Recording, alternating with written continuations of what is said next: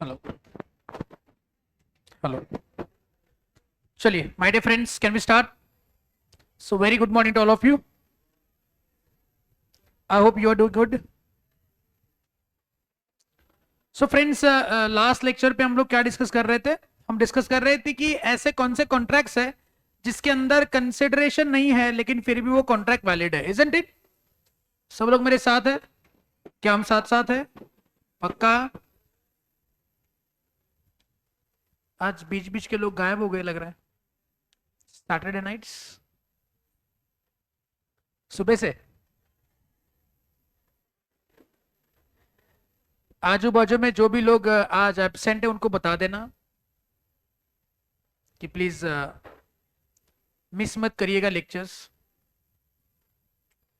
चलिए फ्रेंड्स, हम शुरू करते हैं। कल हमने शुरू करा था ऐसे कौन से कॉन्ट्रैक्ट्स है जिसके अंदर कंसिडरेशन नहीं है लेकिन फिर भी वो कॉन्ट्रैक्ट क्या माने जाएंगे? कम ऑन, वैलिड माने जाएंगे। उसके अंदर पहला कॉन्ट्रैक्ट कौन सा था? Contracts which are made out of natural love and affection. उसके तीन कंडीशन बताएंगे। पहला कंडीशन, सब लोग सब लोग सब लोग सब लोग जो नहीं करेगा एग्जामिनेशन में इतना डिफिकल्ट पेपर आएगा उसको पूछो ही मत। Come on, there must be natural love and affection. Parties must stand in a relationship. It must be in a, and it must be. दूसरा कौन सा था? Promise to pay for past voluntary service. उसके condition बताओ क्या? Promise से जिंदा है,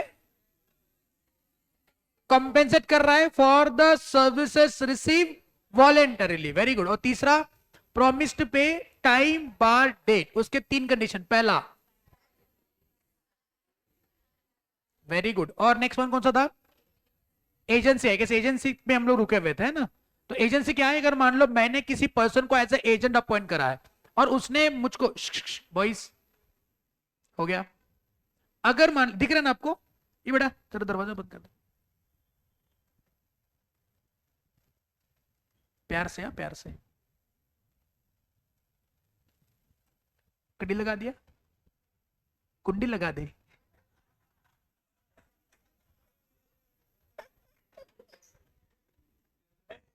हाँ यही नीयत देखनी थी मुझको। हाँ जी, तो मैंने किसी पर्सन को एज ए एजेंट अपॉइंट करा तो उसने मेरे से कंसिडरेशन नहीं लिया। कमीशन चार्ज करेगा ना? अगर मान लो उसने मेरे से कोई कमीशन नहीं लिया, लेकिन क्या फिर भी वो मेरे लिए सही काम करने के लिए लायबल है? अगर उसने गलत काम करा तो क्या मैं उसके ऊपर केस फाइल कर सकता हूं? चलो मैंने एक एग्जांपल देना है आपको। मान लो मुझको मेरी कार बेचनी है और मैंने कहा कि ये रही ये मेरी कार और मुझको इस कार को बेचना है 5 लाख रुपए में। कितने में? 5 लाख रुपए में बेचना है। 5 लाख के नीचे कार को बेचने का नहीं। और वो एजेंट जो है मेरा स्टूडेंट ही निकला। मैंने कहा स्टूडेंट को ये मेरी कार बेचो, अगर तुमने कार सही सही बेची तो मैं इसको 10% का कमीशन दूंगा। स्टूडेंट से जाल लगाया है, कमीशन नहीं लूंगा सर मैं आपसे। लेकिन नलायक ने क्या करा, ये 5 लाख की कार 4 लाख में बेची बिना मुझको पूछे। तो मेरा 1 लाख का नुकसान हो गया। तो बताएं मुझको, ये 1 लाख का नुकसान क्या मैं उस स्टूडेंट से रिकवर कर सकता हूं? उसने मेरे से कमीशन नहीं लिया। नलायक को ये बात मत भूलो, उसने मेरे से कमीशन नहीं लिया। तो क्या फिर भी मैं उसे 1 लाख रिकवर कर सकता हूं? अरे एहसान फरामोश, फोकट में काम करके दे रहा है और फिर भी उस पर केस फाइल कर रहे हो? कर सकते हैं। क्यों? बिकॉज ये कॉन्ट्रैक्ट वैलिड है। और कॉन्ट्रैक्ट अगर है तो दोनों पार्टी के ऑब्लिगेशन बनते हैं। मेरी बात समझे? क्लियर है? चलिए, तो एजेंसी के बाजू में थोड़े नोटिंग कर लेना, मैं डिक्टेट करवाता हूं, आप लिखिएगा।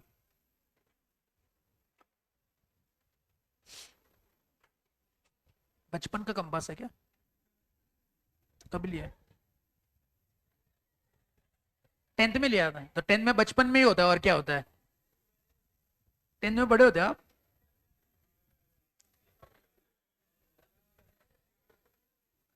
बड़ा हो गया बेटा।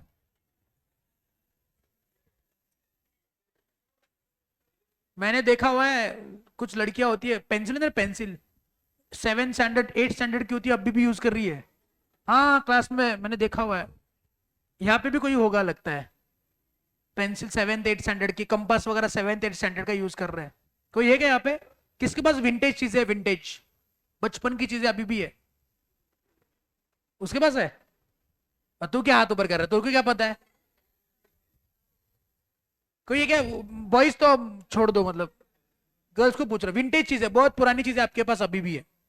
विंटेज विंटेज, हाँ बेटा। 6 स्टैंडर्ड का कंपास, 6 स्टैंडर्ड का कंपास है, बताओ बच्चे के पास, वाह।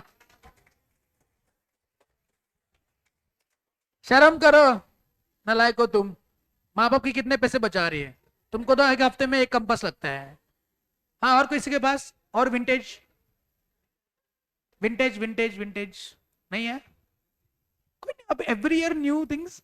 इंग्लिश मीडियम, वो तो स्कूल में ही बताते हो उनको नई चीजें लाने के लिए, नहीं आपको स्कूल ही देता रहेगा, आप खुद परचेस करते हो। मेरे को तो लगा है कि इसकी इंग्लिश मीडियम में सब स्कूल में देते रहेंगे, पेंसिल, ये पेन, कंपास, नोटबुक्स, कुछ कुछ चीजें स्कूल में देते हैं, जैसे कुछ स्कूल्स में कंपास वगैरह देते हैं, कुछ स्कूल्स में नहीं देते हैं। आपका कौन सा स्कूल है? हाँ, गुड, वेरी गुड।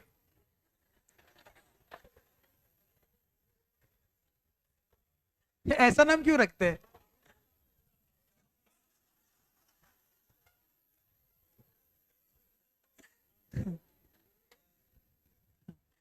क्या नाम है? मेरे को पहले बार मैंने ये सुना है स्कूल का नाम, मेरे को लगा कोई किंडर गार्डन वगैरह रहेगा ऐसा कुछ। मैंने वो बाद में 10th तक है स्कूल ये तो। अच्छा, तो लिखो लिखो, नालायक हो तुम। हाँ, क्या लिख रहे हो तुम लोग? हाँ, दो there is no consideration in the agency contract, दो दो there is no consideration, there is no consideration in the agency contract, contract is still valid, contract is still valid, contract is still valid, and if agent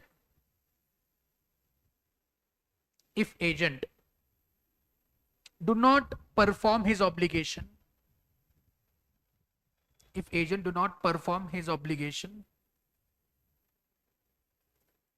then principal can sue, sue sue मतलब case file करना, principal can sue on to the agent and vice versa, on to agent and vice versa। मतलब principal ने अपना obligation नहीं करा तो principal के ऊपर भी एजेंट केस फाइल करेगा। समझ रहे हो ना? कॉन्ट्रैक्ट क्या है, वैलिड है। मेरी बात समझे कि नहीं समझे? अरे समझे कि नहीं समझे? यू टेल मी, क्या गिफ्ट्स के लिए कंसिडरेशन की गरज है? Whether gifts require any kind of consideration?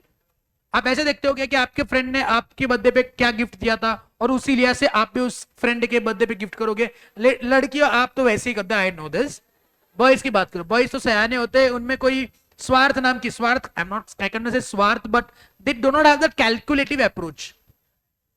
Boys सही ना?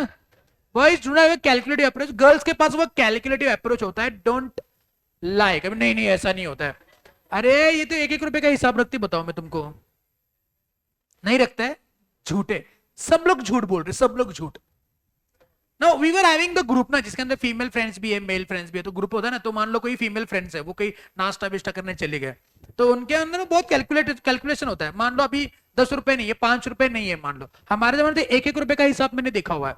अभी तो 1 रुपए आपके लिए मायने नहीं रखता, 10 रुपए 5 रुपए। मान लो किसी लड़की ने किसी दूसरे अपने फ्रेंड के ही 5 रुपए एक्स्ट्रा भर दिए, तो नेक्स्ट टाइम है ना वो 5 रुपए का हिसाब है ना बराबर सेटल डाउन कर लेती है। मैं झूठ बोलिया नेहा जी? नहीं ना? बॉयज का क्या होता है, राव दे रे, पता होता है कि नहीं होता है? जैसे हो ना, आसुदा रे, चल रहे, वो मान लो हमको वड़ा पाव खाने की इच्छा हो रही है मुझको, तो अकेला नहीं जाऊंगा मैं क्या हो रहा, चल रहे वड़ा पाव खाओ यार, तो बोला नहीं रे पैसे नहीं था लगाया, चल रहे, मेरे पास भी एक ही वड़ा पाव का पैसा है, दोनों साथ में खाएंगे आधा आधा वड़ा पाव। ऐसा होता है कि नहीं होता है, बताओ? जाते कि नहीं जाते? मान लो वड़ा पाव का पैसा मैंने दिया, चाय का पैसा मेरा फ्रेंड देता है, देता ही नहीं, मतलब भले ही चाय में सस्ती आती है लेकिन देगा, उसका हिसाब नहीं होता है। होता है क्या लड़कियों के पास? जो भी है बराबर हिसाब, मैंने एक एक रुपए एक्सचेंज करते हुए देखा है। हाँ, मैं बस चक्कर आके गिरने ही वाला था कि बाकी लोगों ने मुझको संभाल लिया। बोले मैंने पहली बार जिंदगी में देखा कि एक एक रुपए का हिसाब, और लड़कियां इसमें शर्माती नहीं है। 1 रुपए ना, मेरे 1 रुपए महंगा है, मैंने खुद से देखा आंखों से। नहीं, that is the correct approach because they are going to be chartered accountant, so they should be very keen on calculations and the हिसाब किताब, असेट लायबिलिटी मैच होनी चाहिए। बट इन फ्रेंडशिप कुछ बॉयज मेरे दिवालिया हो गए, इंसॉल्वेंट हो गए, लेकिन फिर भी अपना अप्रोच नहीं छोड़ रहे, चल रहे। अरे घर की चीजें बेचने का टाइम आ गया है तेरा वो नहीं देगा, चल रही क्या होता है। लेकिन बॉयज का कैलकुलेटेड अप्रोच नहीं होता है, ये इनबॉर्न होता है, लड़कियों का होता है। I am not defaming the girls, but होता है, कैलकुलेटेड अप्रोच होता है। तो लड़कियां ये सोचती है कि मेरे को बर्थडे पे किसने क्या गिफ्ट करा, और उनको याद भी रहता, I don't know how, I don't know how. Mummy वगैरह होती है, बहन वगैरह होती है, घर पे मान लो किसी की शादी में जाना है, तो हम बोलते ना क्या गिफ्ट लेना है, चर्चा तो होती है ना अगले दिन शादी में जाना क्या गिफ्ट लेना है।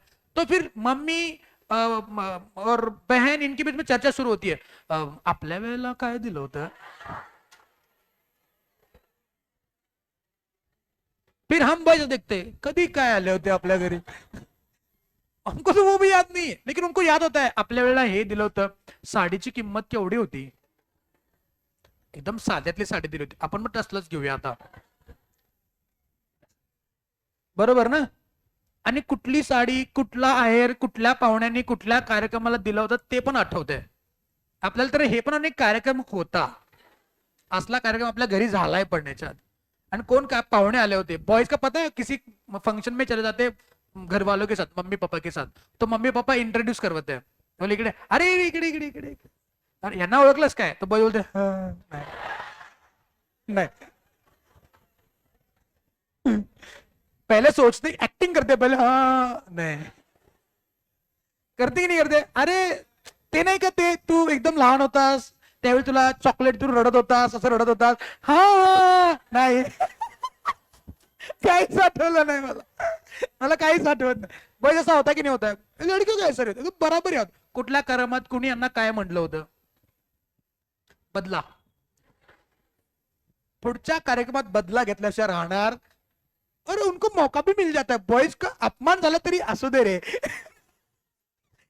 आपलेच काका आहेत, बराबर ना। एक प्रोग्राम में मेरी बहन को किसी ने कुछ बोल दिया, किसी रिलेटिव ने कुछ बोल दिया, तो उनको ना छोड़ने जाना था, तो मेरी बहन ने ना मुंह पे ना बोल दिया। मतलब मेरे मम्मी ने कहा कि अरे काकू ना जरा घरी छोड़ू ना, मैं बोले मी नाही जाणार। तो फिर मैं बाजू में खड़ा था, मुझको बाद में पता चला मेरी बहन ने बोला तुला पण त्या बोलल्या होत्या माहितीये का तुला। असं काय काकू बसा घरापर्यंत सोडून येतो, त्यांना त्यांना बस स्टँडला सोडायचं होतं, आपण घरापर्यंत सोडून आलो, बरोबर ना। काकू म्हणतात प्रेमाने, अरे एवढं ऊन आहे तर घरी पण सोड ना, हो चालेल ना, काय पेट्रोल पंप आमच्या तीर्थरूपांचाच आहे चला लेकिन हमको याद नहीं होता है क्या याद नहीं होता। तो पॉइंट इज दैट गिफ्ट की बात कर रहे थे हम लोग, कि गिफ्ट जो होता है उसके लिए कोई कंसिडरेशन नहीं होता है, लेकिन ये गिफ्ट भी कैसा होगा बोलो, राइटिंग में होगा, और इसके लिए स्पेसिफिकली क्या बनना चाहिए, गिफ्ट डीड बनना चाहिए। तो इसको बोलते हैं completed gift.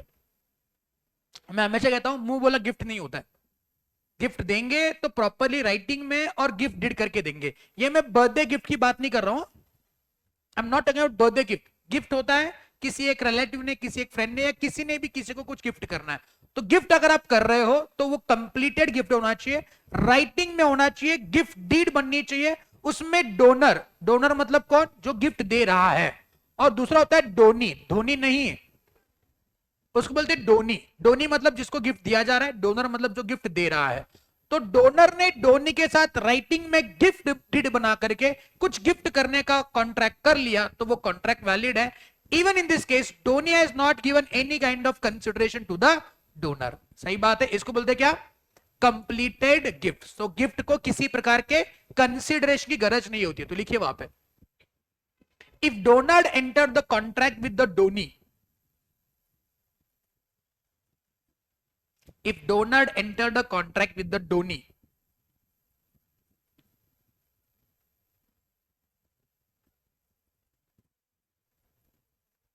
if donor enter the contract with the donee for gifting certain things like property etc, for gifting certain things, for gifting certain things like property etc,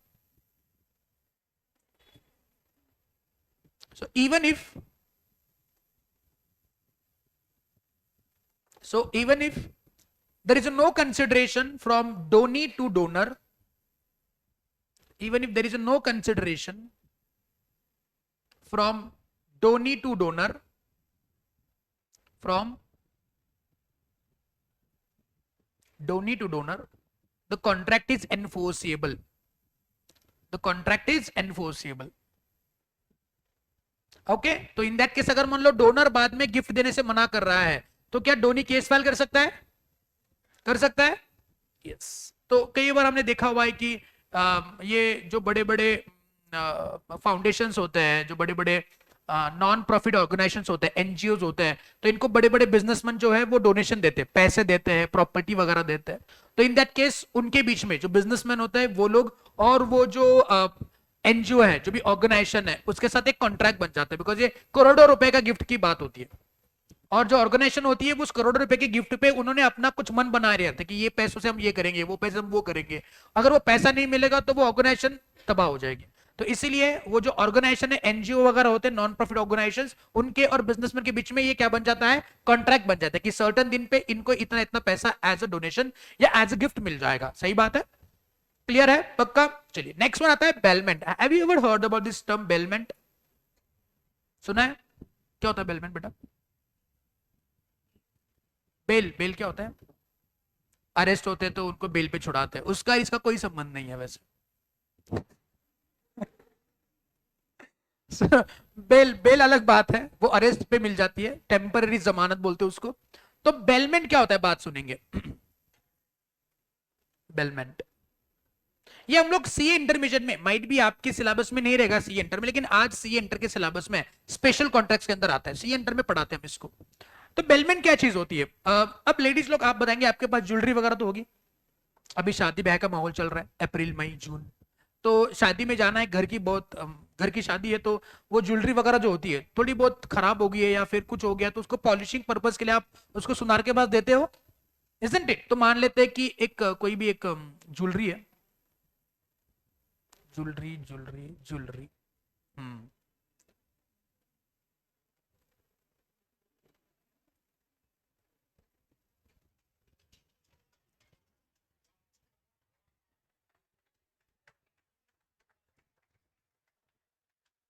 बस बस। तो मान लो ये ज्वेलरी है, अब ये ज्वेलरी है थोड़ी सी इसकी चमक कम हो चुकी है, तो हमने क्या करना है, इसको पॉलिशिंग के लिए देना है। क्या देना है? पॉलिशिंग। किसको देंगे हम इसको पॉलिशिंग पर्पस के लिए? गोल्डस्मिथ, सुनार जिसको बोलते हैं हम लोग, इसको देंगे। सही बात है।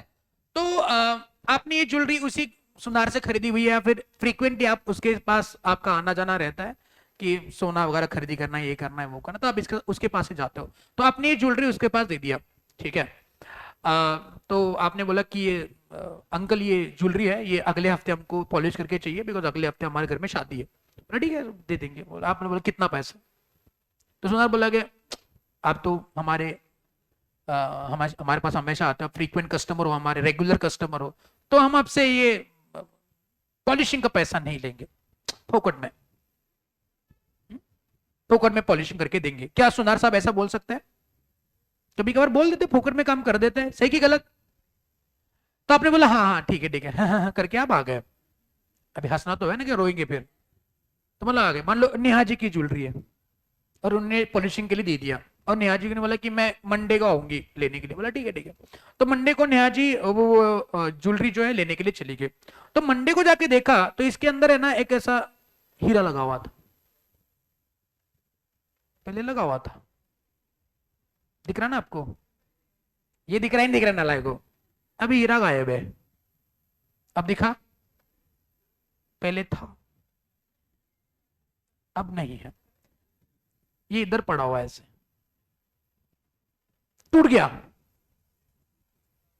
टूट गया। फिर सुनार ने बोला ये रहा ये रहा हार पॉलिशिंग करके रखा हुआ है, बस एक गलती हो गई, ये जो टुकड़ा है हीरे का वो निकल गया है, अब इसको आप देख लेना। बताएंगे नेहा जी क्या करेगी?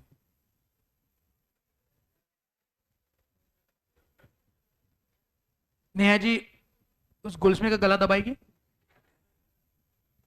नहीं, मन तो करेगा नहीं करेगा? मन तो करेगा, करेगी नहीं वो अलग बात है, लेकिन मन तो करेगा ना। अब नेहा जी आप बता सकते हो उसको, नहीं मला काय माहित नाही, ये रिपेयर करून पाहिजे, ऐसा बोलोगे? अरे श्योर? रिपेयर का खर्चा आप दोगे?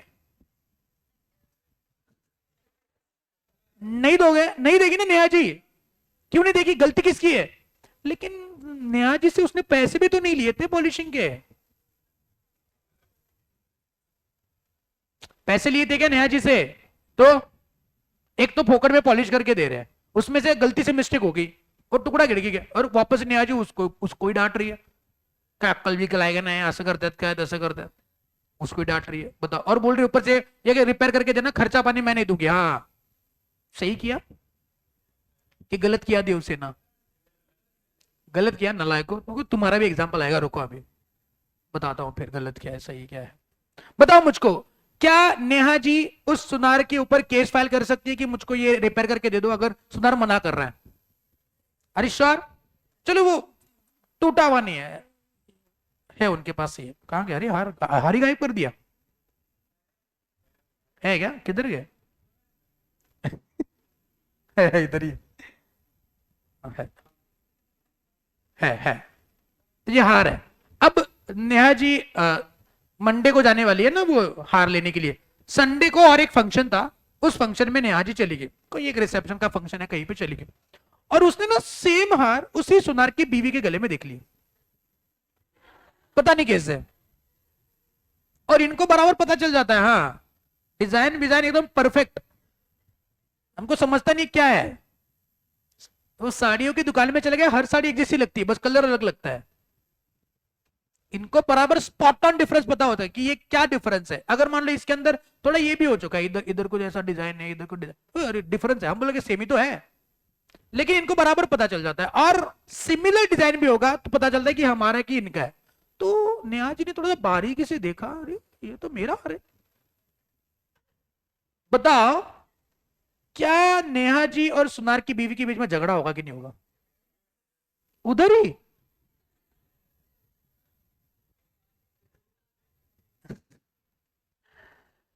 दोनों के बीच में इतना बड़ा झगड़ा हो गया, इतना बड़ा झगड़ा हो गया,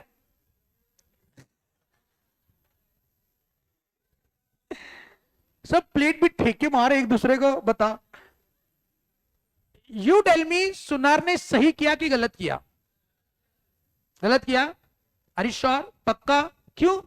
मंडे को हार मिलेगा ना इनको, लेकिन ये हार प्रॉपरली अपने पास रखना, सिक्योर मैनर में रखना, to take a reasonable care of the goods, क्या ये रिस्पॉन्सिबिलिटी सुनार की थी? क्या उसने करी? लेकिन पैसे भी तो नहीं लिए थे। तो इवन इफ बेलमेन कॉन्ट्रैक्ट, अब इस कॉन्ट्रैक्ट हम लोग बेलमेन कॉन्ट्रैक्ट कहते हैं, कि when one person that is Neha ji delivered the goods to another person, that is the goldsmith, for some purpose, purpose क्या है? पॉलिशिंग। नेहा जी ने अपने गोल्ड का हार जो है वो सुनार को दे दिया, delivering the goods by one person to another person for some purpose, purpose क्या है? Polishing. when the purpose is accomplished, that is when the jewelry will get polished, then the goods must be returned back to the original owner, that is Neha ji. तो नेहा जी ने हार दिया Goldsmith को, Goldsmith ने polish करना है, पॉलिश होने के बाद हार को नेहा जी को वापस करना है। अगर मान लो सुनार वो हार वापस करने से मना कर रहा है, बोले नहीं नहीं ये हार मेरी बीवी को पसंद है, मैं नहीं दूंगा, तो बताओ क्या नेहा जी सुनार के ऊपर केस फाइल कर सकती है कि मेरे गुड्स मुझको वापस करो? अरे श्योर? पक्का? तो इस कॉन्ट्रैक्ट को बेलमैन कहते हैं, और बेलमैन कॉन्ट्रैक्ट में भले ही कंसिडरेशन नहीं है लेकिन फिर भी बेलमैन कॉन्ट्रैक्ट वैलिड है और दोनों पार्टी एक दूसरे के ऊपर केस फाइल करने का अधिकार रखते हैं. Contract is still enforceable. I guess concept clear है. Bailment, what is bellman?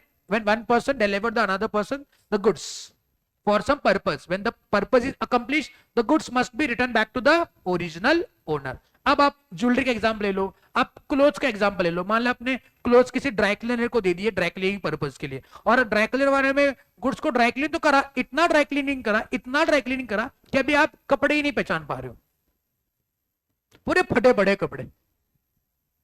बताओ मुझको, क्या आप उन कपड़ों के पैसे रिकवर कर सकते हो? लेकिन ड्राई क्लीनिंग वाले ने आपसे पैसे नहीं लिए ड्राई क्लीनिंग के, तो क्या फिर भी आप उससे रिकवर कर सकते हो? अरे श्योर. चलो बॉयज का एग्जांपल लेते. बॉयज, आपकी बाइक ओके कोई खराबी हो गई है, वो आवाज खड़बड़ खड़बड़ खड़बड़ आवाज कर रही है, तो आपने मिस्त्री के पास उसको रिपेयर करने के लिए दे दिया. बताओ मिस्त्री ने बाइक का ठीक से ख्याल रखना है कि नहीं रखना है? अरे श्योर. मान लो उसने बोला 2 दिन लगने वाले हैं, 2 दिन के बाद चलेगा आप उसके पास, मेरे को बाइक दे दो. मिस्त्री बोला नहीं, बाइक तो चोरी हो गई. अब बताओ गलत किया कि सही किया? सही किया ना. आप कैसे बोल रहे थे? इनको कैसे बोल रहे थे गलत किया, ये किया, वो किया? बताओ, वो मिस्त्री ने आपकी बाइक का ठीक ठीक ख्याल रखना था. मान लो मिस्त्री जो है आपका पहचान वाला ही बंदा है, वो बोले कि रिपेयर का कोई पैसा नहीं लूंगा मैं आपसे, तो फिर भी उसके ऊपर केस फाइल कर सकते हो. अरे श्योर. पक्का? तो क्या ये बेलमेंट था? आपने अपनी गाड़ी उसको दिया, delivery of the goods for some purpose. Purpose क्या है? रिपेयर. रिपेयर होने के बाद वापस करना है. अरे श्योर. अगर मान लो उस दौरान गुड्स को कुछ हो जाता है तो क्या आप रिकवर कर सकते हो? पक्का? अब जैसे नेहा जी की ज्वेलरी वो किसी और ने इस्तेमाल करी थी, वैसे आपकी बाइक जो है आपने देखा इधर उधर घूम रही है, कोई और ही लेके घूम रहा है बाइक. बताओ आपको अच्छा लगेगा? तो केस फाइल करोगे, आपका उधर ही झगड़ा होगा, WWF रोड पे डायरेक्ट होगा. नहीं होगा? तो आप बीती तो बात समझिए. हाँ, तो that is what the bailment is all about. तो बेलमेंट कॉन्ट्रैक्ट में भले ही क्या नहीं, बोलो कम ऑन, क्या नहीं है? कंसिडरेशन नहीं है, लेकिन फिर भी दोनों पार्टीज के बीच में क्या ऑब्लिगेशंस बन जाते हैं. तो जैसे गिफ्ट में डोनर डोनी होते हैं, वैसे बेलमेंट में कौन होगा? Baler and Bailey. बेलर मतलब कौन? जो गुड्स देता है. तो नेहा जी के एग्जांपल पे नेहा जी बेलर है, आपके एग्जांपल में आप बेलर हो, और नेहा जी के एग्जांपल में बेली कौन है? गोल्डस्मिथ, और आपके केस में वो मिस्त्री. सही बात? जी पे आ गया? अरे पक्का. ये बेलमेंट कॉन्ट्रैक्ट एक क्लासिक एग्जांपल बताऊं? बताऊं क्या?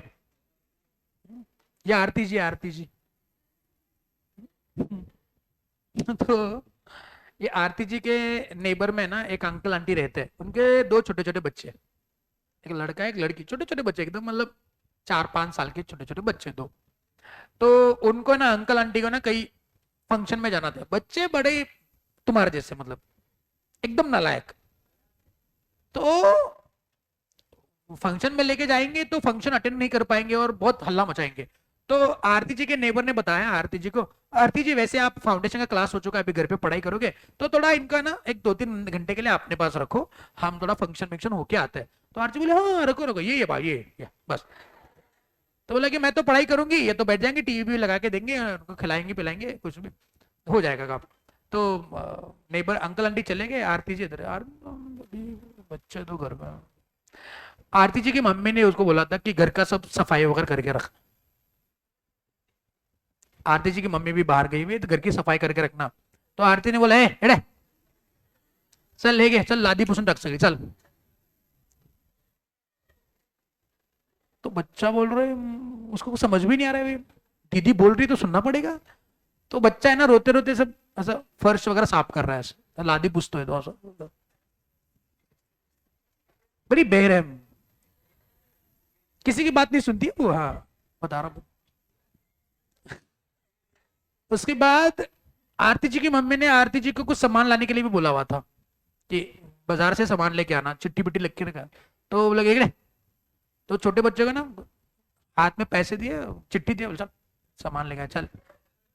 तो वो छोटा बच्चा रोते रोते चला गया उधर सामान लाने के लिए. वो रोड पे रो ही रहा है करके रो रहा है, सामान ले रहा. और जब वापस आ रहे हैं कॉलोनी के बराबर एंट्रेंस पे ना उसकी मम्मी पापा आ गए. बच्चे के हाथ में तो 2 थैलियां है और रो रहा है और रो रहा है मम्मा करके। बताओ, ऐसे कोई करता है छोटे बच्चों के साथ? हम्म?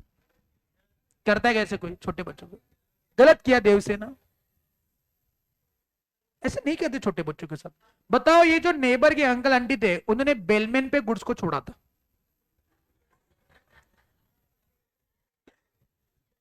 छोटे बच्चे 2 गुड्स,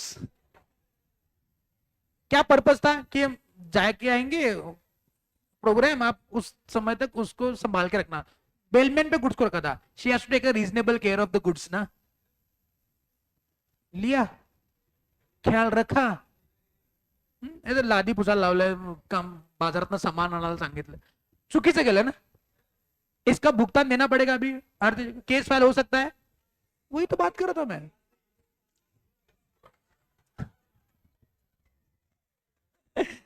बता, अब बेलमैन क्लियर है? बेलमैन क्लियर है? ये आरती जी क्या बोल रही पता है क्या? ये छोटी बच्ची को लेके जाओ, बड़ी बच्ची को रहना दो, ये लादी चांगलं पुसते इकडेच असू दे। अरे goods must be return back to the original owner. सही बात है, ऐसा नहीं कर सकते, केस फाइल हो सकता है कि मेरे बच्चे मैंने इनके पास रख दिए, चांगलं लादी पुसते म्हणून इकडे ठेवून घेतलंय मला। When the purpose is accomplished, goods must be returned back to the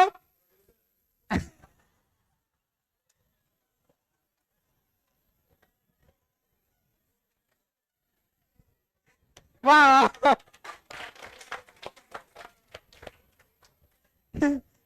original owner नालायक हो। लिखो अभी बेलमैन के नीचे लिखो, यहां पे लिखो, बहुत शैतान हो गए नालायक। यहां लिखो, यहां प्रोड्यूसर नहीं रहे लिखो। in case there is a no consideration in the bellman contract, in case there is a no consideration in the bellman contract,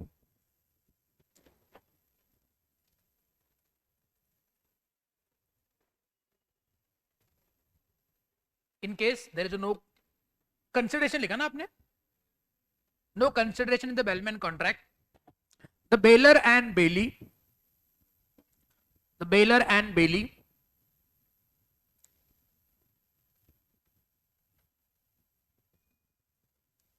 are liable to each other, are liable to each other,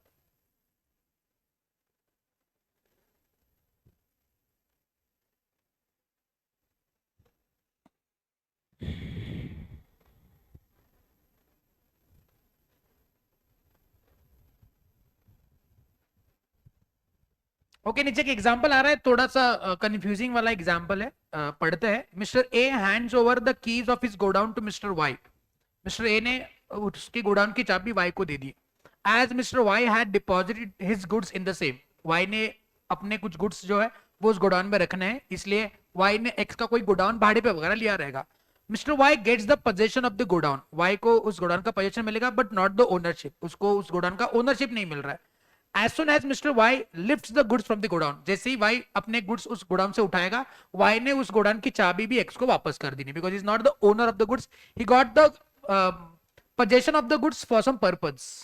godown का possession उसको किसी purpose के लिए मिला है, जैसे purpose पूरा हो जाएगा वो वापस करना है। वैसे ये एग्जांपल गलत एग्जांपल है, बिकॉज बेलमेंट जो होता है वो मूवेबल प्रॉपर्टी का होता है, इमूवेबल प्रॉपर्टी का नहीं होता है। लेकिन to understand the concept this example can be taken और अंडरस्टूड। ओके, चलिए, any doubt so far? And the last point for the no consideration no contract is a charity. जो से बोलो क्या? नो, चैरिटी का मतलब क्या होता है? चैरिटी, गिफ्ट और चैरिटी में क्या अंतर है? हाँ तो वही पूछ रहा हूं ना, गिफ्ट और चैरिटी में क्या अंतर होता है? गिफ्ट क्या होता है, चैरिटी क्या होती है?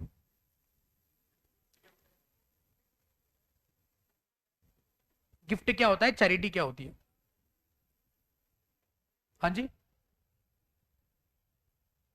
चैरिटी भी हम किसी को बिना कंसिडरेशन कुछ देते हैं, गिफ्ट भी हम बिना कंसिडरेशन किसी को कुछ देते हैं, तो गिफ्ट और चैरिटी में क्या अंतर होता है?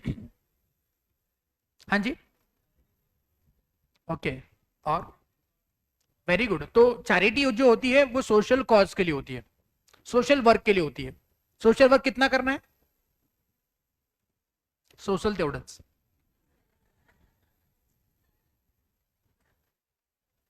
त्याच्यापेक्षा जास्त तर अवघड होते. मग आपल्या बँक अकाउंट मध्ये जेवढे पैसे आहेत त्याला जेवढं सोचतंय तेवढं सोशल वर्क. उगाच सोशल वर्क करायला जायचं. तो अगर मान लेते आप किसी सोशल कॉज के लिए कोई डोनेशन वगैरह दे रहे हैं तो उसको चैरिटी कहते हैं. जैसे हम किसी टेंपल को या किसी रिलीजियस इंस्टीट्यूट को अगर हम लोग कुछ डोनेशन दे रहे हैं तो वो चैरिटी कही जाएगी. तो चैरिटी भी बिना कंसिडरेशन की होती है? नहीं सर, हम भगवान से बहुत कुछ मांगते हैं ना. नहीं ना, भगवान से कुछ मिलेगा इसलिए चैरिटी थोड़ी ना करते हैं. वो तो अपने मन से करते हैं, अपनी श्रद्धा से करते हैं. श्रद्धा कौन सर? कपूर. श्रद्धा मतलब मन की श्रद्धा की बात कर रहा हूं मैं. सही बात है. तो अपने मन मर्जी से अपनी खुशी के लिए हम लोग क्या करते हैं, किसी रिलीजियस इंस्टीट्यूशन को या किसी को भी हम लोग चैरिटी देते हैं, डोनेशन देते हैं. तो ये डोनेशन के लिए भी हम लोग क्या नहीं करते, कोई पैसा रिसीव नहीं करते. तो ये भी क्या माना जाएगा, contract which is without consideration. लेकिन हाँ, अगर हमने किसी चैरिटेबल इंस्टीट्यूट को, जैसे केदारनाथ कोई संस्था है, तो गौर मोहम्मद करके एक पर्सन था, उसने केदारनाथ इंस्टीट्यूट को चैरिटी देने का वादा करा हुआ था, तो और उसने बाद में वो चैरिटी का पैसा नहीं दिया. मैं आपको केस के फैक्ट बता रहा हूँ, ये केस आपको आएगा नहीं, अंडरस्टैंडिंग पर्पज के लिए समझो कि गौर मोहम्मद ने केदारनाथ को कुछ पैसा देने का वादा करा, एज ए चैरिटी कोई डोनेशन देने का वादा करा, बाद में उसने वो पैसा नहीं दिया. तो केदारनाथ इंस्टीट्यूट ने क्या करा, जो भी रिलीजियस इंस्टीट्यूट है, उसने क्या करा, इस गौर मोहम्मद के ऊपर केस फाइल कर दिया और वो केस जीता और गौर मोहम्मद को वो चैरिटी का पैसा कोर्ट ने देने के लिए लायबल पकड़ लिया. सही बात है. तो ये हुआ केस, क्या बोलो, गौर मोहम्मद, केदारनाथ वर्सेस गौर मोहम्मद. तो चैरिटी वाला केस. तो आगे लिखना डोनेशन, बस डोनेशन लिखना, बात छोड़ दो. चैरिटी के आगे लिखना डोनेशन, बस इतना ही लिखना. चलिए, हो गया. यस. तो हम बात क्या पढ़ रहे भाई और बहनों? हम पढ़ रहे हैं क्या, नो कंसिडरेशन. सब लोग बोर्ड पे ध्यान देंगे. No consideration, no contract. ये जो अपना जनरल रूल है, इसके हम लोग क्या पढ़ रहे हैं, इसके हम लोग क्या पढ़ रहे हैं, कमान.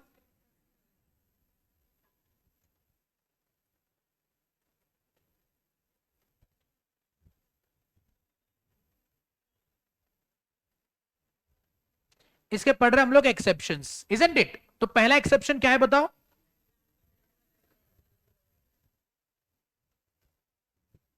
Natural love and come on affection. उसके कितने कंडीशंस, 4 कंडीशन. पहला कंडीशन क्या होना चाहिए, there must be natural love and affection, isn't it. चलो, दूसरा कंडीशन क्या था, parties must stand in a relationship. तीसरा क्या था बोलो, हाँ जी, it must be in a, and last one, it must be registered. दूसरा क्या था बोलो, promise to pay for past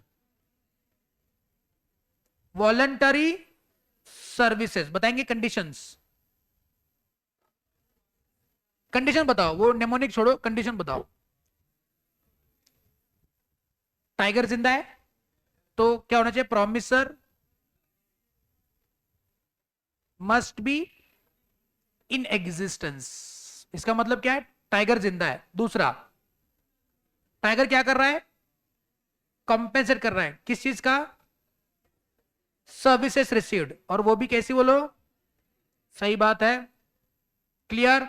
next one, तीसरा एक्सेप्शन बताएंगे, promise to pay the time bar debt. Condition बताओ, इट मस्ट बी ना, दूसरा signed होना चाहिए, और डेट क्या होना चाहिए, टाइम बार. Very good. चौथा क्या था, सॉरी, एजेंसी. पांचवा क्या था,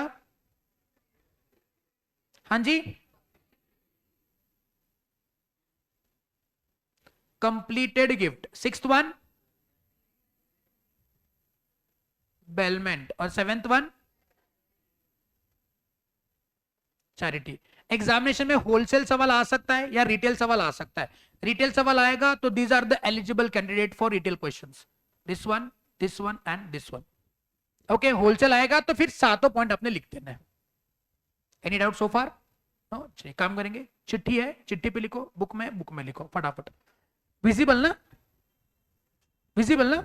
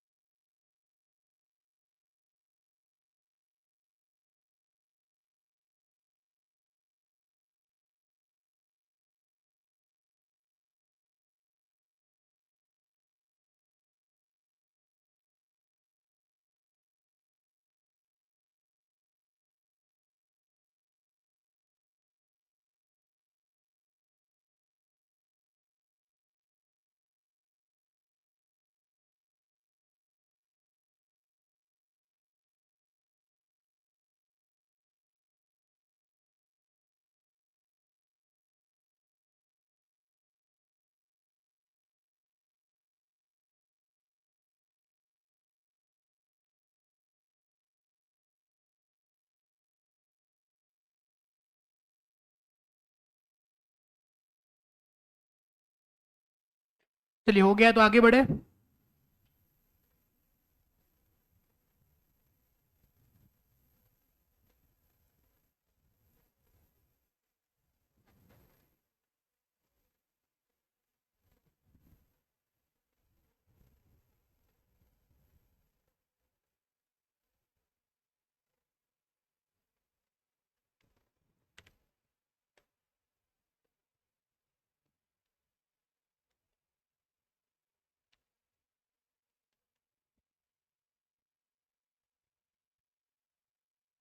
चलिए आगे बढ़े।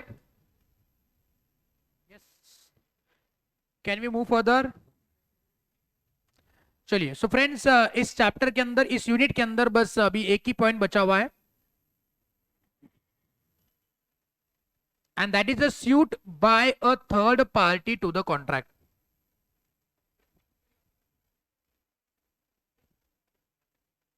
चलिए सो ये पॉइंट भी बहुत ही इंपॉर्टेंट है, बहुत बारी सवाल आया हुआ है इसके ऊपर। सी ये जो कॉन्सेप्ट है ये हम लोग आगे आने वाले चैप्टर यूनिट्स के अंदर डिटेल में पढ़ने वाले हैं, लेकिन यहाँ पे कंसिडरेशन के पॉइंट में ये पॉइंट थोड़ा सा मर्ज हो जाता है, तो इसलिए इसको पढ़ना भी बहुत जरूरी है। सो फ्रेंड्स, एक छोटे सवाल का जवाब देना। अगर मान लो कॉन्ट्रैक्ट एंटर हुआ है ए और बी के बीच में, ओके, ए और बी के बीच में एक कॉन्ट्रैक्ट एंटर हुआ है।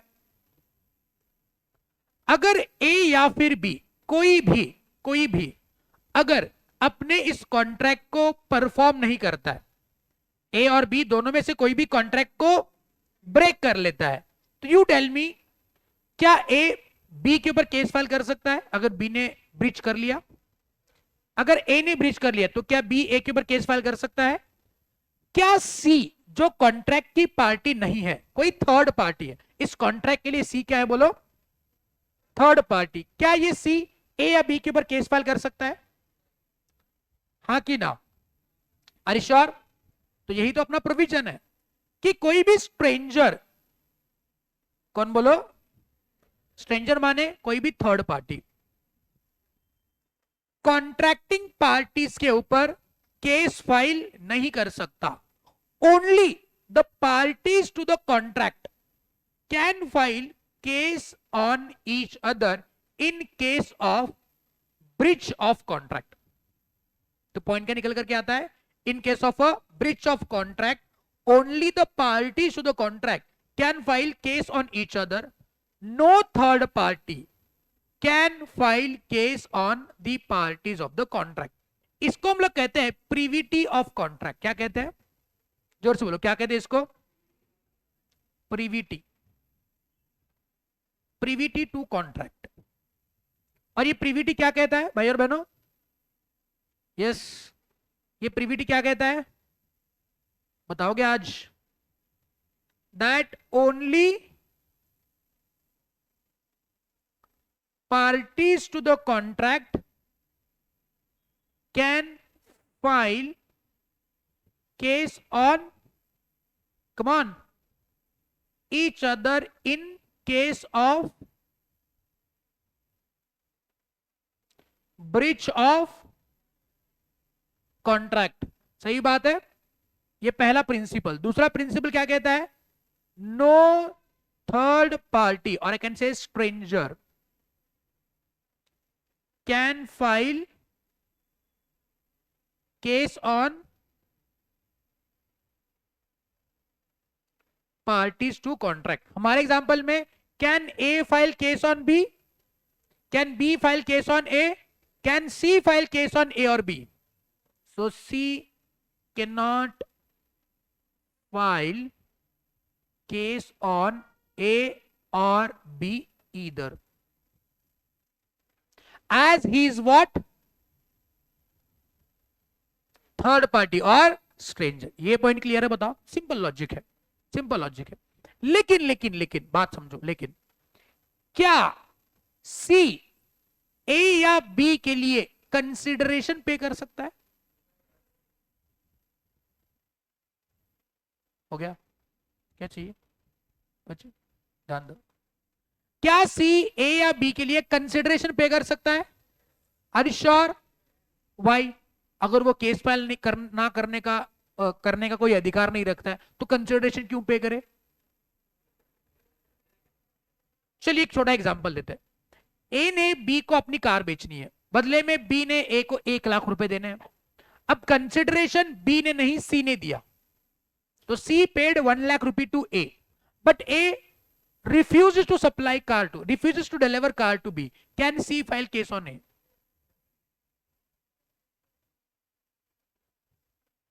चलो हिंदी में समझाता हूं। ए ने बी से कहा मैं तुमको अपनी कार बेचूंगा 1 लाख रुपए में। बी का जो कंसिडरेशन है वो सी ने डायरेक्टली ए को पे कर दिया। ए ने कार देने से मना करा। बताओ क्या सी ए के ऊपर केस फाइल कर सकता है? How many of you say yes? Please raise your hands. C case file कर सकता है 1 2 3 4 4 और यहाँ पे 5 6 और हो गया। कितने लोग कह रहे नहीं कर सकता सर? Raise your hands. नहीं कर सकता, नहीं कर सकता। क्यों बेटा? हाँ जी, वो थर्ड पार्ट, लेकिन कंसिडरेशन उसने पे करा ना, कंसिडरेशन तो सी ने पे करा ना, तो हाँ जी, कोई बताना चाहेगा यहां से कौन है?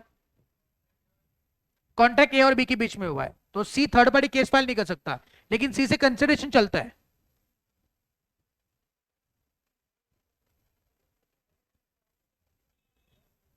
हाँ जी, हाँ बेटा, चलता है।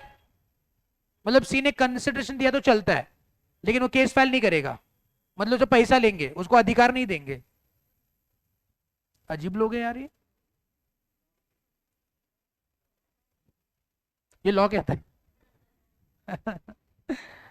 हाँ, इधर लास्ट बेंच।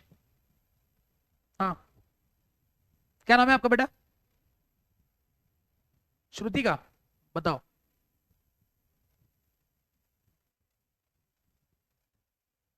सी केस फाइल कर सकता है, हाँ कि ना? ये क्या होता है? अब तक दुनिया में इसका मतलब कोई नहीं, किसी ने नहीं समझा है। ये होता है हाँ, ये होता है ना। हाँ, कर सकता है, कंसिडरेशन पे करेगा। हाँ, क्यों बेटा सी केस फाइल क्यों करेगा? बिकॉज उसने पैसा दिया। अरे श्योर? हाँ बेटा, आपको क्या लगता है?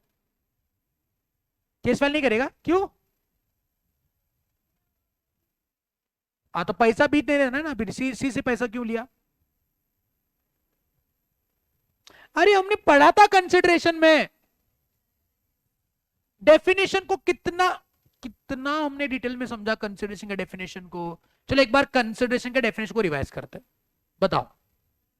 When at the desire of the promiser, promisee or any other person,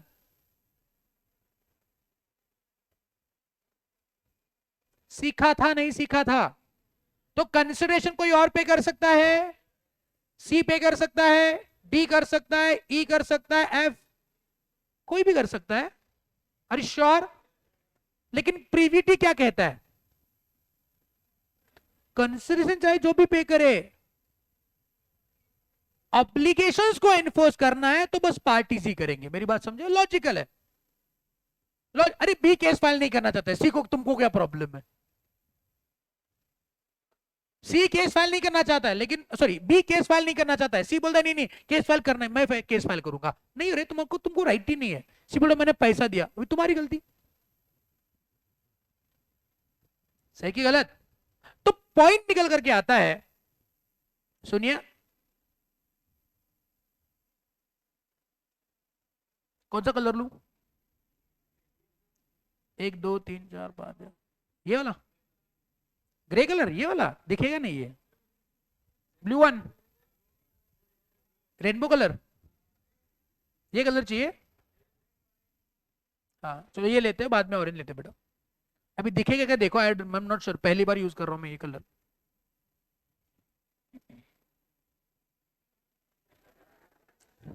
अच्छा लग रहा है वैसे।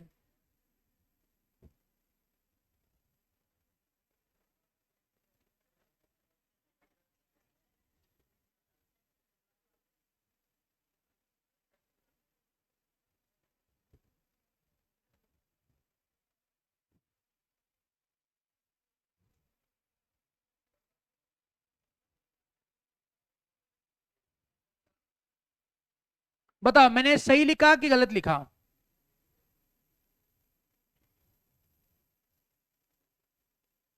बताओ मैंने सही लिखा गलत लिखा? क्या लिखा है?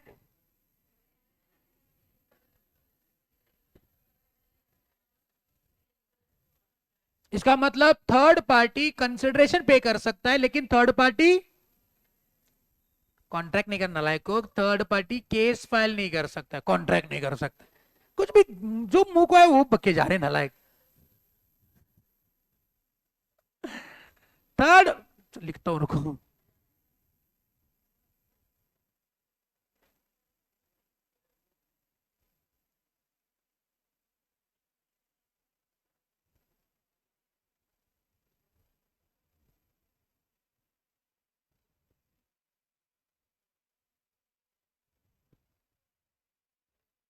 हम्म, इसका मतलब ये होता है, क्लियर? चलो स्ट्रेट बेटो, straight straight, keep smiling boys and girls please. हाँ जी क्लियर। अरे झेपे गया, पक्का? पक्का। अभी हमको पढ़ना है इसके एक्सेप्शंस। भाई जनरल रूल को एक्सेप्शंस तो बनते ही है, जैसे कि दुनिया में बहुत सारे होशियार लोग हैं, उसके कुछ एक्सेप्शंस भी होते हैं। मतलब मैं बोल रहा हूँ कि दुनिया में बहुत सारे होशियार लोग होते हैं, उसके कुछ एक्सेप्शंस भी होते हैं। मैंने बस ऐसा गलती से ऐसा दूसरे टाइम पे बोल दिया, मैंने बोला दुनिया में बहुत सारे होशियार लोग होते हैं, लेकिन उसके कुछ एक्सेप्शंस भी होते हैं, है ना? तो जनरल रूल के होशियार लोग हैं, तो वैसे ही हर एक जनरल रूल का एक एक्सेप्शन होता है ना? होता है कि नहीं होता है?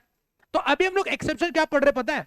कि भले ही वो सी थर्ड पार्टी है, कॉन्ट्रैक्टिंग पार्टी नहीं है, लेकिन फिर भी अभी ये ए और बी के ऊपर केस फाइल करेगा। ऐसे कौन से कॉन्ट्रैक्ट है जिसके अंदर थर्ड पार्टी भी केस फाइल कर सकते हैं? आई गेस पॉइंट क्लियर है? पक्का? पक्का। तो पहला एक्सेप्शन देखिए, in other words even stranger to a contract may enforce a claim in the following cases. मतलब स्ट्रेंजर, थर्ड पार्टी भी केस फाइल कर सकता है। ओके, कौन कौन से केस है? तो यहां पे पहला case, in case of a trust. Now what is this trust? देखिए, beneficiary can enforce his right under the trust though he was not a party to the contract between the settlor and the trustee. No जी, trusteeship क्या होती है बात समझो थोड़ा, इधर लिख दो।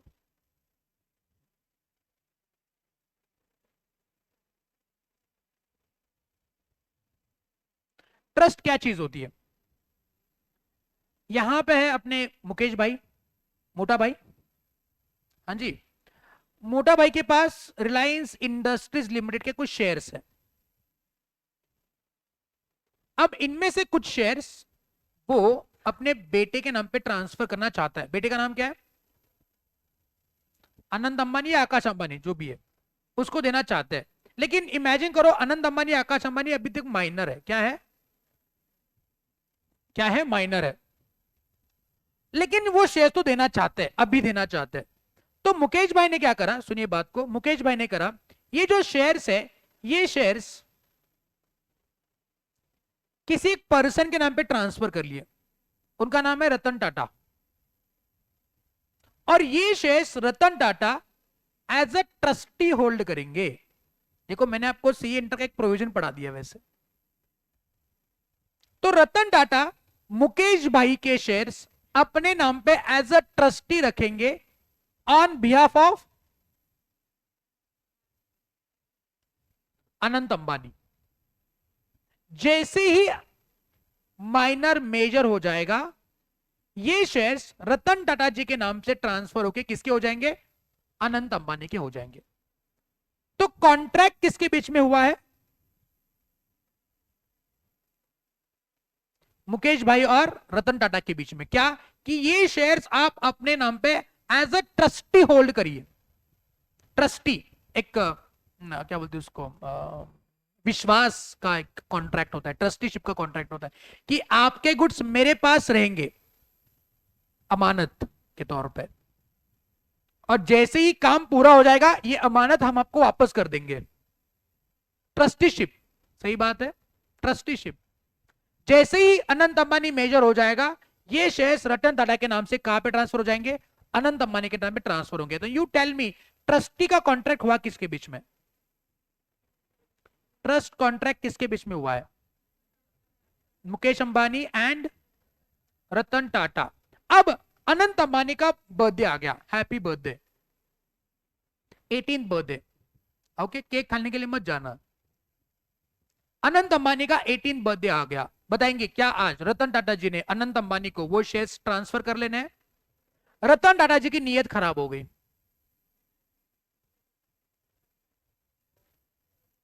रतन टाटा जी ने ये शेयर्स देने से मना करा। क्या अनंत अंबानी रतन टाटा जी के ऊपर केस फाइल कर सकता है, लेकिन वो तो कॉन्ट्रैक्ट का पार्टी नहीं है। लॉजिकली बात करेंगे ना, हमने भी क्या पढ़ा, कितना समय यही पढ़ रहे थे क्या, कि थर्ड पार्टी केस फाइल नहीं, थर्ड पार्टी केस फाइल नहीं करेगा, तो अभी अनंत अंबानी थर्ड पार्टी हो गया। लेकिन अनंत अंबानी इस कॉन्ट्रैक्ट का बेनिफिशियरी है,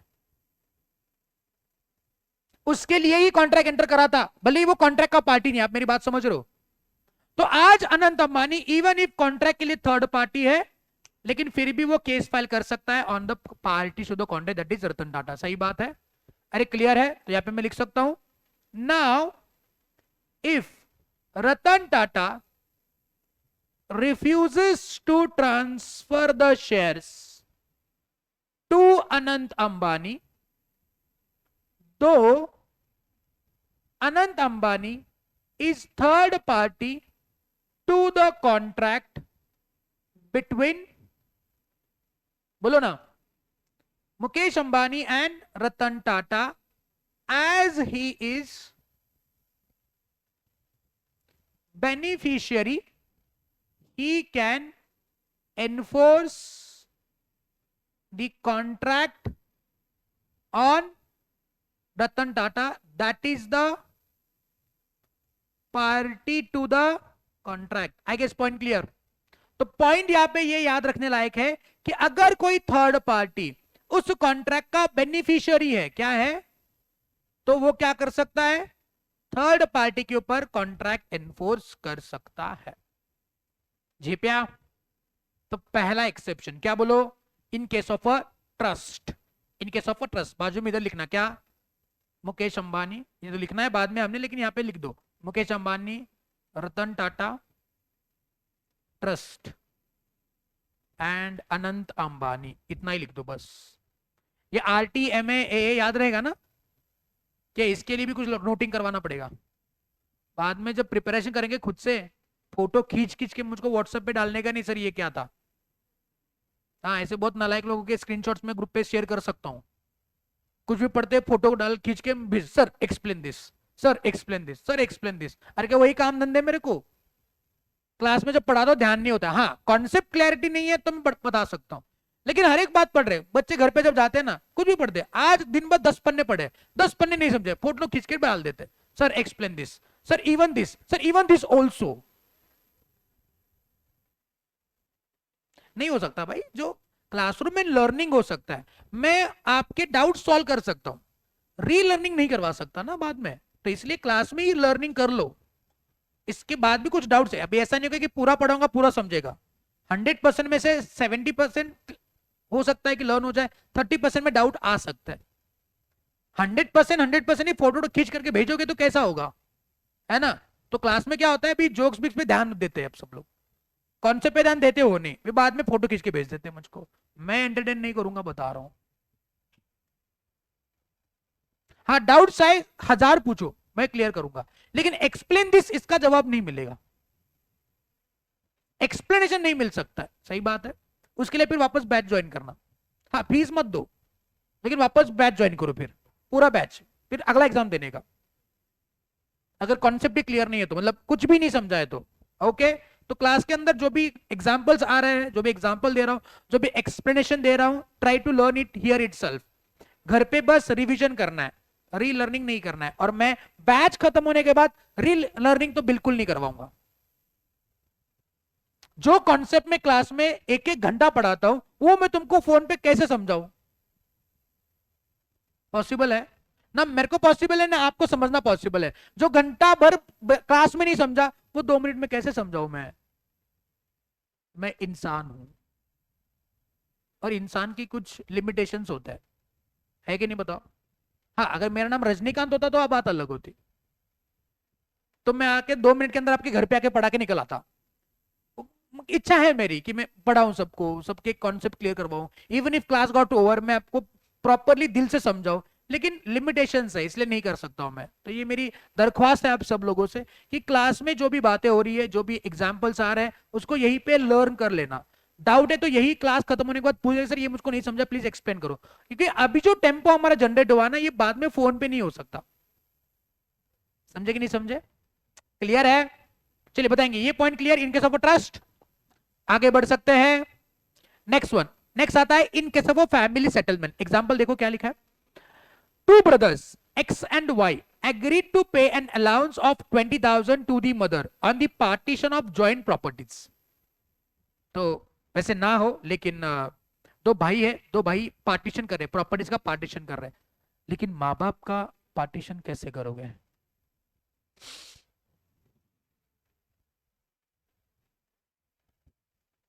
प्रॉपर्टी बांट लोगे, लेकिन माँ का प्यार, बापू का आशीर्वाद कैसे डिवाइड करोगे? नहीं हो सकता, लेकिन कर लिया नालायकों ने। तो एक्स एंड वाई, दो भाई प्रॉपर्टी का पार्टीशन कर रहे हैं, और उन्होंने सोचा कि अपनी मम्मी को हम क्या करेंगे, 20,000 रुपए का अलाउंस, उसके खर्चे पाने के लिए हम लोग महीने के महीने उसको दे देंगे। But later they denied to abide by it. Abide मतलब कि वो पैसा देने से मना कर दिया। Held their mother although stranger. बताएंगे कॉन्ट्रैक्ट किसके बीच में हुआ है? एक्स और वाई के बीच में, कि हम एक महीना तू देने का, एक महीना मैं देने का। ऐसा कॉन्ट्रैक्ट एक्स और वाई के बीच में हुआ है, लेकिन पैसे मिलने किसको है? मम्मी को। अब नालायकों ने पैसे देना बंद कर दिया। कितने नालायक बच्चे? एसएमएस मत करो नालायक को, बहुत सीरियस बात है। मना कर दिया बच्चों ने पैसा पे करना मम्मी पापा को। बुढ़ापे का सहारा, बुढ़ापे की लाठी टूट गई। बताओ, क्या मम्मी अपने बच्चों पे ना चाहते हुए केस फाइल कर सकती है? कर सकती है। इसको बोलते हैं फैमिली सेटलमेंट। अगर फैमिली सेटलमेंट हो रहा है, उस पे कोई बेनिफिशियरी है, तो वो भी केस फाइल कर सकता है। Any doubt? Any doubt so far? यहाँ पे एग्जांपल ऑलरेडी दिया हुआ है, तो और एग्जांपल समझने की जरूरत नहीं है। तो क्या दूसरा कॉन्ट्रैक्ट, पहला इन केस ऑफ ट्रस्ट, दूसरा इन केस ऑफ फैमिली सेटलमेंट। तो जो भी फैमिली सेटलमेंट के बेनिफिशियरीज है, वो केस फाइल कर सकते हैं। नेक्स्ट वन बहुत ही important,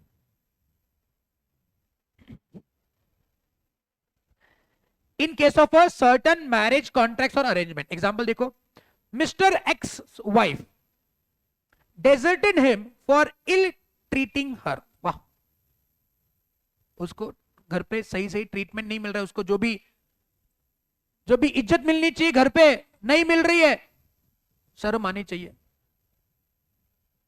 mister x promised his wives father mister Puri that he will treat her properly और एल्स पे हर मंथली अलाउंस। वाह, ससुर जी को बता दिया कि अगर उसको मैंने सही सही ट्रीटमेंट नहीं दिया, तो मैं उसको महीने के इतने इतने पैसे दूंगा। तो आप उसको अपनी प्रॉपर्टी को घर पे लेके बेलमेंट देते वापस।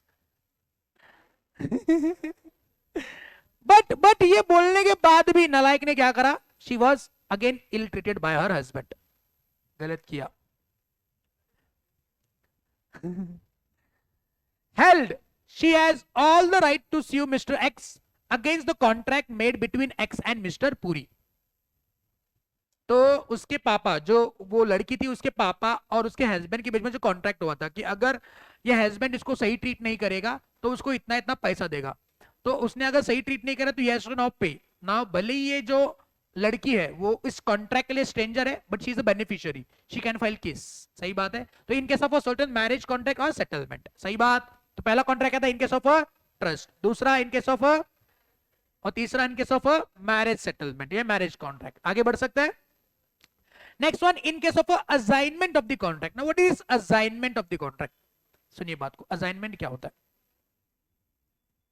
आप सब समझ रहे हो ना कि ऊपर से जा रहा है, घुस रहा है ना, लैंडिंग हो रहा है ना।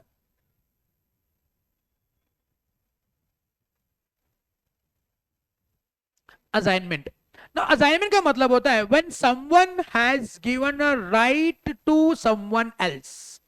मतलब मेरे अधिकार मैंने अगर किसी और को दिए, उसको बोलते हैं असाइनमेंट। जैसे फॉर एग्जांपल, हाँ यहाँ पे आपका नाम मैं भूल गया, क्या नाम है आपका? ओमकार। यस, ओमकार। तो यहाँ पे ओमकार, ओमकार ये ऑलरेडी एग्जांपल आपने कहीं देखा हुआ है। ओमकार, आपका नाम क्या बेटा? तू भी ओमकार है? मुंह तुम्हारा। वसीम, तो यहाँ पे वसीम और बेटा हर्ष, तो यहाँ पे हर्ष जी। ओमकार, हर्ष और वसीम, ठीक है। अभी ओमकार ने वसीम को कुछ पैसे देने हैं।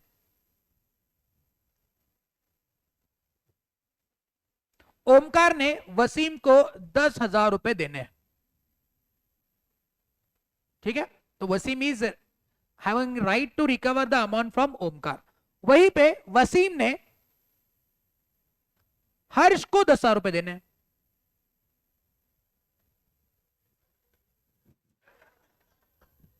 ओके, नाउ वसीम ने कहा ओमकार को, अरे यार तू मुझको 10,000 देगा, मैं जाके हर्ष को दूंगा। एक काम कर दे डायरेक्टली ना ओमकार, तू हर्ष के ऊपर, हर्ष को है ना पैसे पे कर दे। तो यहां पे ओमकार अभी क्या करेगा, डायरेक्टली हर्ष को पे करेगा directly on behalf of, come on, क्या, वसीम। तो बताएंगे क्या तीनों के कॉन्ट्रैक्ट सेटल हो गए? Are you sure? तो who was having right to recover the amount from Omkar? Okay, so first one I can say that the Wasim has a right to recover from, बोलो रे, from Omkar. सही बात। Now what has happened? Wasim has transferred his right to Harsh. Now बताओ who has a right to recover from Omkar?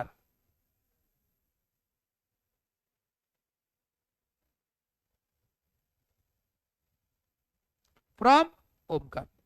Now if Omkar refuses to pay to Harsh, Omkar बोल रहा है भाई वसीम और हर्ष तुम्हारे contract के लिए मैं तो थर्ड पार्टी हूं। सही कि गलत? या ओमकार और वसीम के कॉन्ट्रैक्ट के लिए हर्ष तो थर्ड पार्टी है। नाउ ओमकार जो पैसे हर्ष को दे रहा है वो एक्चुअली देने किसको दे? वसीम को देने दे। तो कॉन्ट्रैक्ट ओमकार और वसीम के बीच में हो रहा है, हर्ष उसका थर्ड पार्टी है।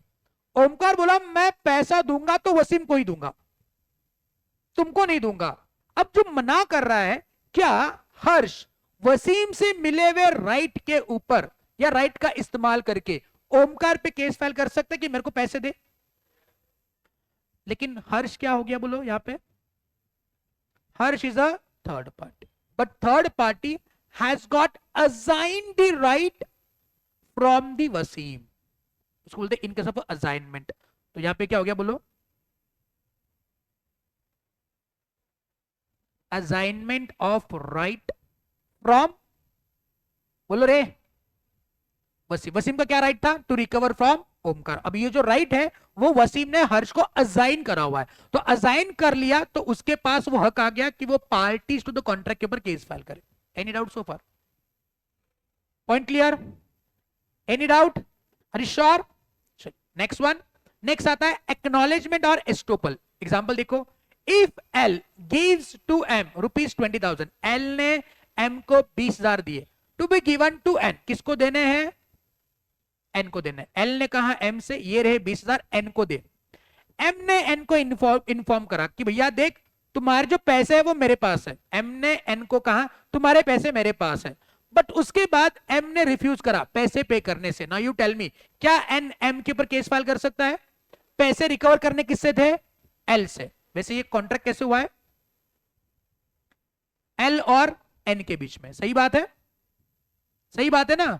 किसने किसको पैसे देने हैं? एल ने एन को पे करने हैं, लेकिन एल ने क्या करा? एल ने एम को पैसे दिए और कहा जाकर के एन को दो। एम ने ये बात एक्नॉलेज करी। क्या करी? एक्नॉलेज मतलब कि बता दिया कि हाँ भैया तुम्हारे पैसे मेरे पास है, तुम्हारे पैसे मेरे पास सेफ है, बाद में ले लेना। लेकिन एम ने बाद में क्या करा? ही तो एक बार एक्नॉलेज कर दिया तो वो लायबिलिटी बन गई। कॉन्ट्रैक्ट किसके बीच में था? एल और एन के बीच में। एम कौन है? Third party. बट क्या एन नाउ एन के ऊपर केस फाइल कर सकता है? अरे श्योर। वैसे एक्नॉलेजमेंट या फिर पैसे देने का कॉन्ट्रैक्ट हुआ किसके बीच में है? एल और एम के बीच में। ये भी कॉन्ट्रैक्ट हुआ कि भैया ये पैसे मैंने तुमको दिए, तुमने एन को देना है। तो एन क्या हुआ इस केस में? Third party. तो क्या थर्ड पार्टी एम के ऊपर केस फाइल कर सकता है? The answer is yes. ये कॉन्ट्रैक्ट एन के एंगल से देखो, N is a third party for the contract between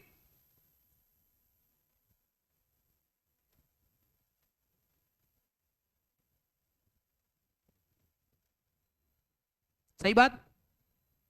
L और एम के बीच में कॉन्ट्रैक्ट क्यों हुआ है? कि मैं तुमको पैसे दूंगा, ये पैसे तुमने किसको देना है? एम को एन को देना है। सही बात। तो अगर एम रिफ्यूज करता है तो in that case N can recover the amount from M. सही बात है? अरे जेपे कि नहीं जेपे? Last two, in case of a covenant, what is covenant? Covenant मतलब कंडीशन, लिखिए condition, running with the land, covenant running with the land. Example देखिए, one owner of a land having two land adjacent to each other, okay, दो land okay एक साथ adjacent है, वो owner है। One was agriculture, उसमें से एक जो लैंड है वो एग्रीकल्चर लैंड है। He sold the other land, that is non agriculture land, on a condition that it can never be used for industrial purposes so as to protect the other agriculture land from the pollution. देखो हुआ क्या, मेरे पास जो जमीन के टुकड़े हैं, ये मेरी जमीन है, ओके, ये मेरी लैंड 1, लैंड 2, ये लैंड जो है वो एग्रीकल्चर है और ये जो लैंड है वो नॉन एग्रीकल्चर है, ओके। अब लैंड ओनर जो है, नेहा जी सोना नहीं, अब लैंड ओनर जो है, ये लैंड ओनर ने ये नॉन एग्रीकल्चर लैंड बेच दी, किसी एक पर्सन को बेच दी ना, मान लो ए ओनर है तो ए ने उसको बेच दिया किसको? बी को। लेकिन बेचने के टाइम पे ये कंडीशन इंपोज करी बी के ऊपर कि भैया देख, तुमने ये जमीन खरीदी करी है, नॉन एग्रीकल्चर है, लेकिन इसको तुम कभी कमर्शियल पर्पस के लिए यूज नहीं करोगे, मेरी बात समझे? Not to be use for, अगर ये कंडीशन तुम एक्सेप्टेड है तभी मैं तुमको ये जमीन बेचूंगा। व्हाई? बिकॉज तुम अगर यहाँ पे कोई कमर्शियल फैक्ट्री वगैरह लगाओगे तो ये लैंड के लिए ये हानिकारक है ना, तो उसका वेस्ट वगैरह आ जाएगा, खराब हो जाएगा। तो आप लोग क्या नहीं कर सकते, इस लैंड को कमर्शियल पर्पस के लिए इस्तेमाल करेंगे तो एग्रीकल्चर पर्पस के लिए करेंगे। ये कंडीशन लगाई, कंडीशन लगाई, क्या लगाई? Condition. Such condition is attached with the land, so whosoever is the successor of the land has to abide by it. Such are called as a restrictive covenants and all successors are bound to it. अब देखो यहाँ पे हुआ क्या, B died, B died, अब जमीन किसके नाम पे चली गई? C के नाम पे। अब बताओ, अगर C इस लैंड का ओनर हो गया, अगर C इस लैंड को कमर्शियल पर्पस के लिए इस्तेमाल करता है तो क्या A C के ऊपर केस फाइल कर सकता है? अरे श्योर, पक्का। क्यों? सक्सेशन का कॉन्ट्रैक्ट तो इसके बीच में हुआ था। ए क्या है बोलो इसके लिए? थर्ड पार्टी, बिकॉज बी और सी के बीच में कॉन्ट्रैक्ट है ना सक्सेशन का, कि मैं मरने के बाद सारी प्रॉपर्टी तुम्हारी, तो क्या ये कंडीशन भी उसके साथ आगे निकल जाएगी? अरे श्योर। इमेजिन करते हैं कि सी, बी मरा नहीं है, बी ने ये लैंड आगे सी को बेच दी, तो बताओ कॉन्ट्रैक्ट किसके बीच में हुआ है? बी और सी के बीच में। लेकिन बी ने जब सी को बेचा है तो ऐसी कोई कंडीशन नहीं लगाई कि ये प्रॉपर्टी तुम कमर्शियल पर्पस के लिए इस्तेमाल नहीं कर सकते, बट स्टिल अगर सी ने ये लैंड कमर्शियल पर्पस के लिए इस्तेमाल करी तो क्या ए केस फाइल कर सकता है? लेकिन कॉन्ट्रैक्ट किसके बीच में हुआ है नालायको? ए और बी और सी के बीच में, लेकिन ए क्या हो गया इसके लिए? थर्ड। तो क्या वो केस फाइल कर सकता है कि भैया आप लोग इसको इस्तेमाल नहीं करेंगे? यस, इसको बोलते हैं covenant running with the land. Covenant मतलब कंडीशन, अगर कोई कंडीशन किसी लैंड के साथ अटैच हो जाती है तो वो कंडीशन आगे आगे पास ऑन होते जाती है टू ऑल दी सक्सेसर्स। मेरी बात समझे? तो यहां पे थर्ड पार्टी केस फाइल कर सकता है even if is not a party to the contract. And last one, contracts enter through an agent. तो एजेंसी कॉन्ट्रैक्ट तो अभी हमने देख लिया, तो एजेंसी में क्या हुआ था? मान लो यहां पे मैं हूं और यहां पे मेरा एजेंट, ये मैं हूं, ये हमारी कार है